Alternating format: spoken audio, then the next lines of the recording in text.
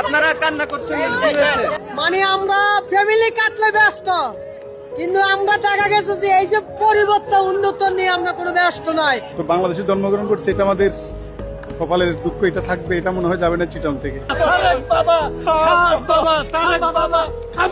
দর্শক, আমি এখন বর্তমানে দাঁড়িয়ে আছি বাংলাদেশের ক্লিন সিটি গ্রিন সিটি খ্যাত চট্টগ্রাম নগরীর প্রবর্তক মোড়ে, এবং নগরী আসলে কতটুকু ক্লিন হলো বা কতটুকু গ্রিন হলো তারই উদাহরণ আপনারা কিন্তু দেখতেই পাচ্ছেন যে আমার পেছনেই কিন্তু ঠিক রূপালী গিটার আছে। সেই রূপালী গিটারও আজ পানিতে ছুঁই ছুঁই অবস্থায়, এবং আমার চারপাশে কিন্তু আপনারা দেখতেই পাচ্ছেন যে আসলে আমি বর্তমানে যেখানে দাঁড়িয়ে আছি এখানেই কোমর পানি। আমি যদি আরেকটু পিছিয়ে যাই তাহলে সেই পানি কিন্তু আসলে বুক পানি পর্যন্ত ছুঁয়ে যাবে।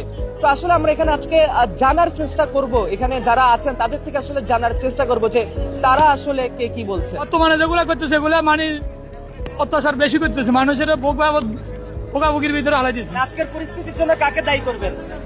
আজকের পরিস্থিতিতে দায়ী করতেছি মেয়র আছে, বর্তমান সরকার আছে, এরা তো দায়ী। মানে আগে 15 বছর খুব ভালো আসলে এত পানি উঠে নাই এই প্রবর্তকের মোড়ে। আমরা মুরাদপুর দেশের মোড় পদ্মার প্রবর্তার মোড় দেখেন কতটুক পানি, এই পানির ভিতরে মানুষগুলা কত কষ্ট করতেছে। এই আমাদের সোনার বাংলাদেশ, এই আমাদের স্বাধীনতা দেশ, আমরা সোনার